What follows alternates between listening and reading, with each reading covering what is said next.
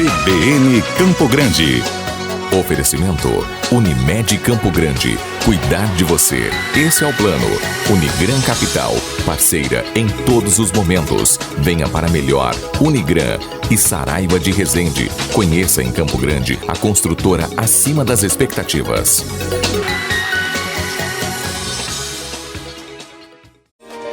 A Organização das Nações Unidas estima que existem cerca de 12 milhões de pessoas em situação de trabalho forçado no mundo. E agora, no próximo dia 30, sexta-feira, é o Dia Mundial e Nacional de Enfrentamento ao Tráfico de Pessoas. A gente conversa sobre esse assunto agora com o procurador do Ministério Público do Trabalho em Mato Grosso do Sul, Jefferson Pereira. Bom dia. Bom dia a todos os profissionais aqui presentes no estúdio. Bom dia aos ouvintes da Rádio CBN Campo Grande. É uma preocupação muito grande que nós, integrantes do Ministério Público do Trabalho, temos tido com relação a essa temática do tráfico de pessoas. Tanto é que na nossa coordenadoria nós concebemos, um projeto denominado Liberdade no Ar. Inicialmente abordava a questão do tráfico de pessoas em transporte aéreo nos aeroportos, numa tentativa e também num objetivo de disseminar o conhecimento da população, à sociedade como um todo, dessa problemática do trabalho, do tráfico de pessoas. E aí, aqui no nosso estado, Mato Grosso do Sul, nós estamos fazendo uma abordagem, trazendo para a nossa realidade social, no caso, o transporte rodoviário de passageiros.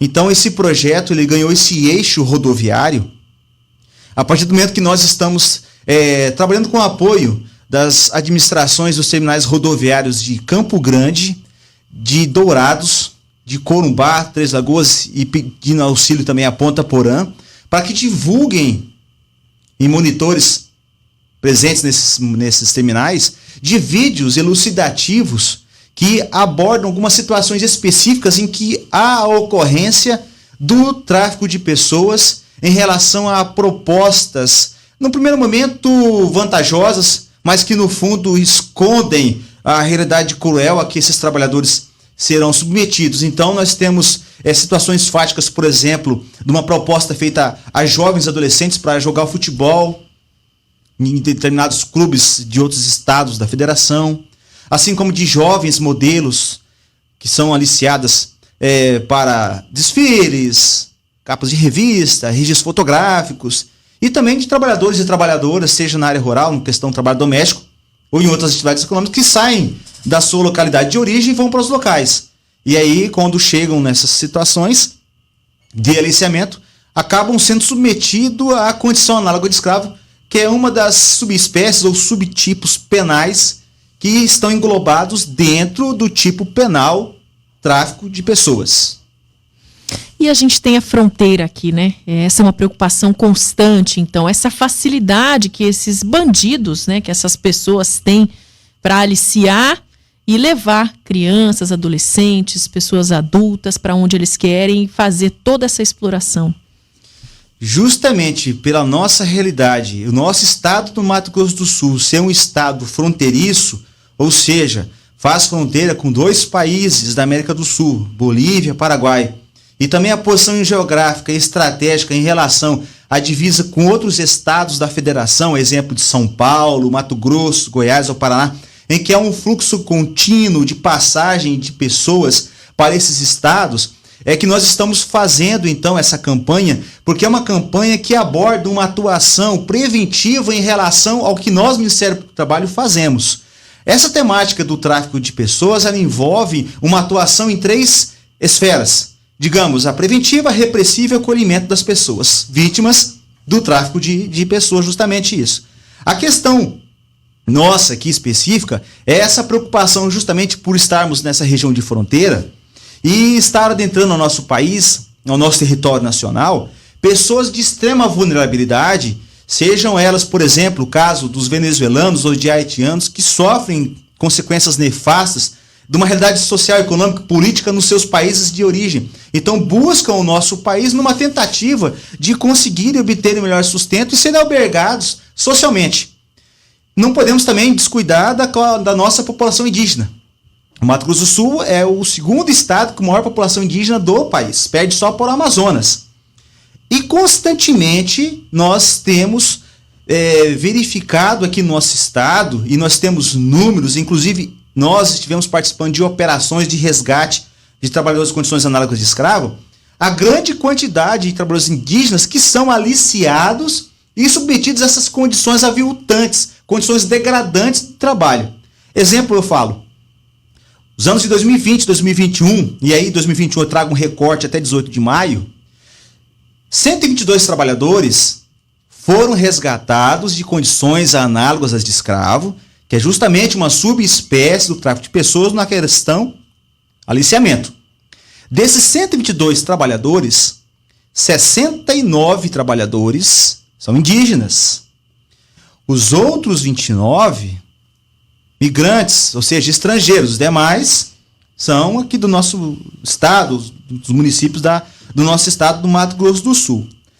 E justamente são aliciados nas suas localidades de origem, pela sua potencial vulnerabilidade, a necessidade de uma subsistência, do melhor ganho, de sobrevivência para si próprio, bem como para a sua família, e são levados para outros municípios, eu falo isso dentro do estado, justamente para serem submetidos a condições análogas, e isso no meio rural. Nós sabemos que o Mato Grosso do Sul tem a agropecuária, o agronegócio pujante. Só que, infelizmente, muitas pessoas que atuam nessa atividade produtiva, essa atividade econômica, que ela traz um grande ganho ao nosso estado em termos de recursos financeiros, utilizam-se dessa vulnerabilidade social dessas pessoas e acabam praticando o crime de tráfico de pessoas a partir do momento que utilizam de intermediários, os vulgos gatos, que ainda existem, que são aqueles aproveitadores que vivem de ganhar sob a exploração alheia. Então, um determinado produtor necessita de uma atividade, e nós temos aqui atividade de limpeza de pastos, reparo de cercas, o corte de eucalipto, colheita da mandioca e outras atividades de cunho manual que necessita se empregue na atividade rural, e vão em determinadas localidades em que há essa vulnerabilidade latente e chegam ali, procuram os arregimentadores, os aliciadores, e esses, por sua vez, vão até a comunidade de trabalhadores e levam esses trabalhadores para outras localidades sob promessas de que irão ter um determinado ganho vantajoso, que vão ter as adequações do ambiente laboral, vão ter os contratos de trabalho registrados. E aí, quando chegam na localidade, nada disso acontece. Então, tem indígenas que são tirados das suas aldeias e vão para outras localidades aqui no município participar de um trabalho numa determinada colheita de produto, e são alojados, por exemplo, em barracões de lona que eles mesmos constroem através da retirada da mata ali nativa, e aí eles montam aquela estrutura e ficam embaixo de árvores, alojados em condições precárias e degradantes, sujeitos às intempéries do tempo e até mesmo ao ataque de animais peçonhentos. E até mesmo selvagens, dependendo da localidade, de um Pantanal, digamos assim, né? Já teve casos de resgate nessa situação. Então, antes da inserção do artigo 149-A no Código Penal, que ocorreu em 2016, que capitulou o crime de tráfico de pessoas, existia a questão da redução ao trabalho análogo escravo, nas 4 hipóteses ali previstas, em que a pena base era de 2 a 8 anos e multa. Então, quando houve essa inserção do artigo 149-A no Código Penal, capitulando o tráfico de pessoas, a pena foi aumentada de 4 a 8 anos, mais a multa e reclusão. Então, hoje, aquele que se aproveita desse tipo de contratação, seja aliciando, seja regimentando, seja transportando, seja acolhendo, seja alojando, através de grave ameaça, violência, fraude, e o que a gente verifica é que o aspecto fraude ele é muito consistente nesse tipo de contratações aqui no nosso estado, tanto quem se utiliza disso como quem pratica essa conduta, vai responder criminalmente, sujeito a essa questão, é um crime federal, é processado perante a Justiça Federal, sem levar em conta também as questões trabalhistas do pagamento das verbas rescisórias, as indenizações por danos morais, sejam eles coletivos ou danos morais individuais, e corre-se o grande risco também de ser incluído na lista suja do trabalho escravo, em que esses proprietários que dependem, na grande maioria das vezes, de financiamentos públicos para a produção da sua atividade econômica, vão ficar negativados, suspensos, não conseguem mais o financiamento. Então, a nossa preocupação como Ministério Público do Trabalho ao fazer uma campanha dessa de cunho elucidativo não é de forma alguma querer perseguir a determinada atividade econômica aqui e acolá, não, muito pelo contrário. O que nós precisamos é do apoio da sociedade como um todo, seja os empregadores, seja os próprios trabalhadores, para que tenham consciência que essa prática nefasta, criminosa, além de ser capturada como um crime, uma infração penal, ela representa uma grave violação aos direitos humanos da pessoa humana, né? Então, assim, a população precisa ter esse conhecimento, precisa saber que isso existe. Os potenciais trabalhadores que mesmo que estejam enfrentando dificuldades ao receber esse tipo de propostas, que tenham a tranquilidade e sensibilidade de procurar informações, sejam eles em órgãos públicos que forem, estiverem à disposição, mesmo nos municípios, nos CRAS, nos CREAS, e levar a conhecimento que está acontecendo isso, para que nós possamos também ser acionados. Sem levar em conta também o Disque 100, o Disque 180, que são números telefônicos à disposição da comunidade em geral, para que esse tipo de situação seja trazida ao nosso conhecimento e a gente consiga atuar. Uma ligação que pode fazer a diferença, né? Procurador, bom dia. Situação análoga à escravidão. As pessoas que estão ouvindo a gente, os ouvintes, o senhor citou aí moradia precária, o que elas têm que estar de olho? Quais são as características que a gente precisa prestar atenção para poder fazer uma denúncia? As condições degradantes, e são condições que elas acabam reduzindo uma situação da pessoa humana a nível abaixo do mínimo existencial. Ela vai desde um alojamento precário, uma ausência de alojamento, uma falta de higiene, uma falta de cuidado com a limpeza, a conservação, a falta de prestação, assistência à saúde social ali, a questão dos dormitórios, a questão da água potável, a fornecimento muitas vezes de alimentação inapropriada para o consumo, a questão também da ausência do registro em carteira, o não pagamento da contraprestação, ou seja, daquilo que foi prometido, ou o pagamento em condições inferiores ao mínimo legal. Então, assim, são situações que a gente consegue identificar que possa estar ocorrendo, assim como também um transporte precário, a forma como esses trabalhadores estão sendo levados, de que forma que estão sendo levados, estão sendo levados às escondidas, à noite, numa estrada cabriteira, para que não possa passar perto de um posto rodoviário. O então, tempo assim, de trabalho também. Exatamente. São cuidados que as pessoas têm que ter. Agora, é difícil você cobrar isso de quem está passando fome, de quem não tem uma condição social que possa deixar com que ele fale, não, vou recusar essa proposta. É o caso dos indígenas, né? Por uma ausência de qualificação, por uma precariedade social, uma hipossuficiência, uma vulnerabilidade latente que acompanha eles há anos, essa necessidade faz com que eles, digamos assim, aceitem esse tipo de situação. E o pior de tudo isso é que quando a gente vai a campo, a gente consegue identificar que existe aquela situação, você conversa com o trabalhador, eles têm dentro deles a convicção de que eles merecem aquilo.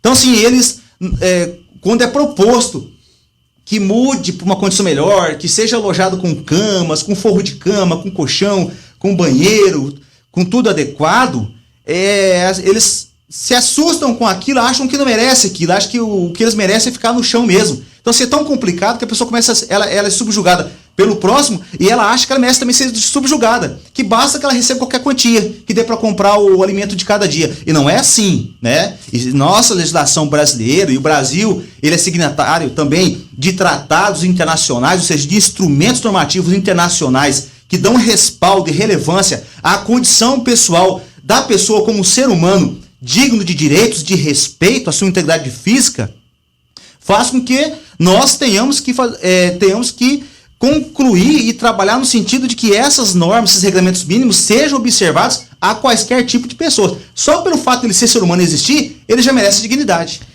Procurador, para a gente encerrar, eu queria te perguntar sobre o tráfico de órgãos, que é algo que preocupa muito vocês, né? Essa questão do tráfico de órgãos aí é uma questão que, muito embora ela seja um subtipo penal e esteja caracterizada também como crime, ela já é uma situação que escapa da nossa atuação enquanto Ministério Público do Trabalho. Aí já seria algo já relacionado a outro ramo do Ministério Público. Mas é que chama atenção, porque de repente, num contexto de promessa de contratação ou de pagamento, isso seja um pano de fundo para que essa prática ocorra. Então é um trabalho que tem se coordenado tanto com as autoridades do Ministério Público como das próprias polícias, especificamente na parte aeroportuária, nos terminais rodoviários, lá nas divisas com os estados, para que isso seja monitorado. Ela pode ser a consequência, né, desse aliciamento, que é o que justamente está se querendo evitar com essa campanha de prevenção. Com certeza. Vamos lembrar aqui, então, os canais por onde as pessoas podem denunciar. O senhor já citou aí durante a nossa entrevista, e deixar claro também que é tão importante que quem está perto, que quem está observando, seja essa questão do trabalho, seja essa questão da exploração sexual, né, e de tudo que isso envolve, a importância de alguém olhar e denunciar, né? Nós queremos ressaltar essa importância, uma participação ativa da comunidade como um todo, no sentido de nos ajudar a prevenir essa prática. Então, existem alguns canais em que a população como um todo possa se manifestar, sendo garantido a quem se manifeste o sigilo absoluto. Então, nós temos os Disque 100, Disque 180, criados pela Secretaria de Direitos Humanos, né? Aí temos, no âmbito do Ministério Público do Trabalho, um aplicativo denominado MPT Pardal.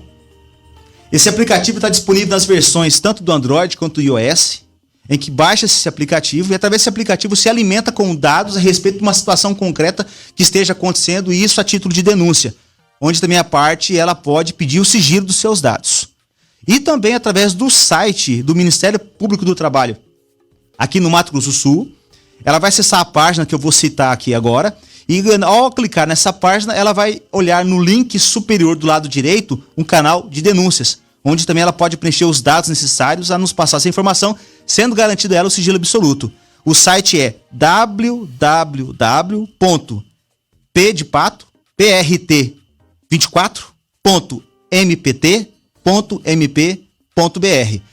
O Ministério Público do Trabalho está à disposição da sociedade, é um agente de transformação social, e nós precisamos realmente contar com o apoio da sociedade, e a sociedade contar com o apoio deste órgão, que foi instituído justamente para a observância dos regramentos e garantir a defesa dos interesses coletivos, dos interesses difusos, individuais e disponíveis, que envolve a liberdade da pessoa, o cuidado da sua integridade física, né? E aí envolvendo essa questão também da temática do trabalho, do tráfico de pessoas e do trabalho em condições análogas de escravo. Jefferson Pereira, procurador do Ministério Público do Trabalho aqui em Mato Grosso do Sul, então falando pra gente sobre essa questão da erradicação do trabalho escravo e o enfrentamento ao tráfico de pessoas. Muito obrigada pela sua entrevista, um ótimo dia para o senhor. Nós é que agradecemos a oportunidade. Excelente dia. CBN Campo Grande. Oferecimento Unimed Campo Grande. Cuidar de você. Esse é o plano.